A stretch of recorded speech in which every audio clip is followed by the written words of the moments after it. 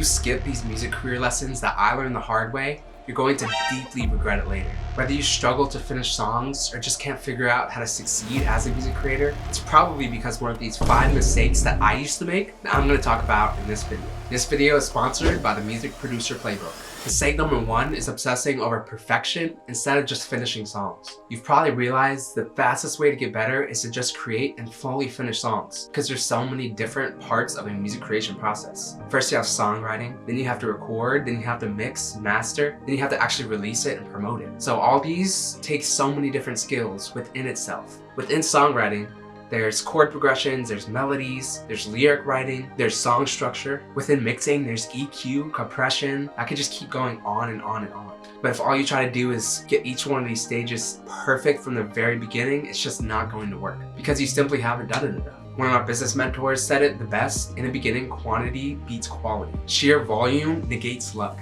If you look at a person that's finished 100 full songs versus a person that's finished 2 full songs, who do you think is better at music?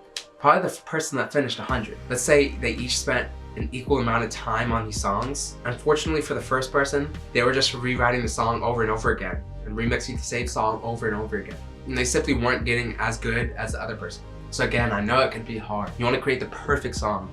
You want it to be so great. You want your next release to blow everyone out of the water. But unfortunately, if you want to learn any skill, it takes practice. And I'll actually give you a personal example. So when I auditioned for the College of Music on classical piano, I went for an extremely difficult piece. And yes, I got through it, but I was missing some foundational technique, how to do proper fingering to make the piece easier, and just all these little things that I didn't even know about. And so if I had just gone slow and steady and started with a foundation, that piece would have been 20 times easier. But instead, I tried to skip to the end.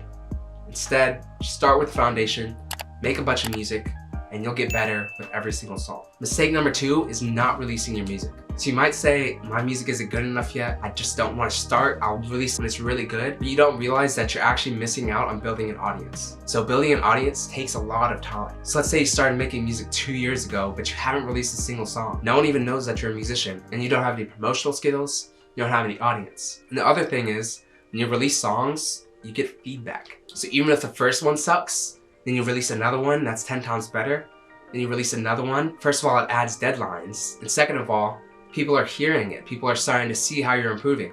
And so you're building a fan base as you go along. So then 2 years from when you first release your song, now you've at least started your fan base and you've grown a lot farther than the person that hasn't done anything. The other reason is that promotion is a skill as well. So you're missing out on 2 years of skill experience. And generally people that do this, they just don't release their music or they don't start. They just eventually don't start at all. Because let's say you've been working on your music for 2 years and you haven't released anything. Then you release that first song. It's 2 years of work.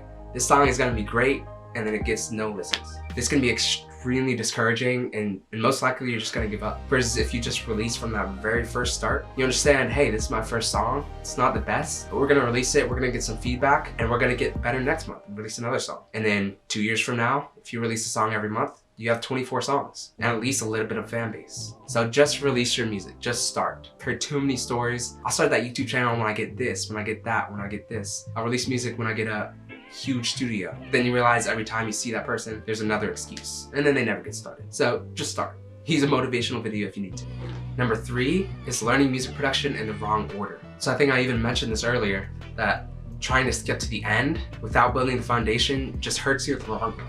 For example, if you try to learn to mix before you learn to record, you might think that your mixing is terrible, when in reality you might be doing all the right things, but the recording is just terrible. So say when you record, you're too far back from the mic, you have an air conditioning that's blowing right into the mic, and so then you're mixing, you're like, man, my mixing sucks. You know, there's all this background noise and I can't turn the vocal up enough. Well, no, it's not your mixing, it's the recording. So make sure you're going in the right order. And that's the purpose of my Music Producer Playbook. It's gonna show you step by step exactly what you need to do. And yes, I'll be releasing a full course soon. Go ahead and start with that Music Producer Playbook. It basically gives you a play-by-play, literally, of what order you need to go in. And also to build your career. That Music Producer Playbook is essentially the guide to how I learned music production and made $3K within 6 months. Number 4 is having unrealistic expectations. So it's good to be optimistic, but you also have to ground yourself in reality as well. If your expectation is to get 1 million streams from the very get-go, it's just gonna hurt you more having those expectations. Instead say, it would be great to get 1 million streams, I'm gonna do everything I possibly can. But instead of focusing on results, this is my secret. This is my secret to fix this problem. Instead of focusing on results, focus on the actions. So I'm gonna post 1 YouTube video every week. I'm gonna post every day on Instagram. I'm gonna release a song every month.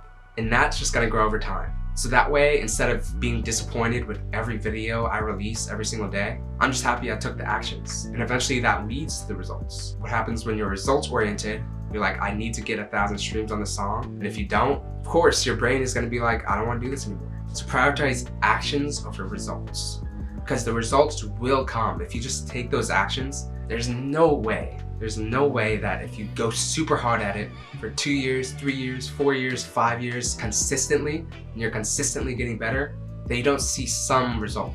But instead, if you're focusing on results, what happens is every time you get a bad result, you stop action. Stop your action. And then you're not actually doing it consistently. So let's say 2 months you're super motivated, but then you don't see that result. And then you stop. And then you try again a few months later, and then you stop. It's just not gonna work. Just focus on the actions. Trust me, you'll be happier if you do so. And the next mistake is taking everything personally. So right now, we live in a value-driven society. People wanna be entertained, informed, or educated.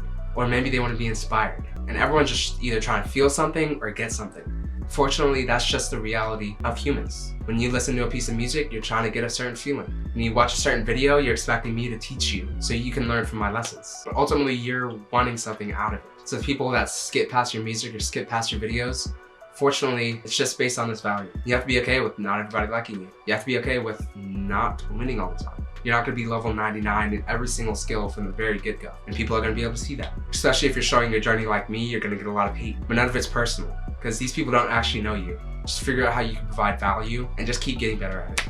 This is music, it's an art, it's your passion, and it's something that you love and sometimes identify with. But you also have to realize it's also a business, and business is based on give and take. Even if we don't want it to be that way, it really is. With any business, there's gonna be rejection, there's gonna be failure, there's gonna be bad days, but it is what it is.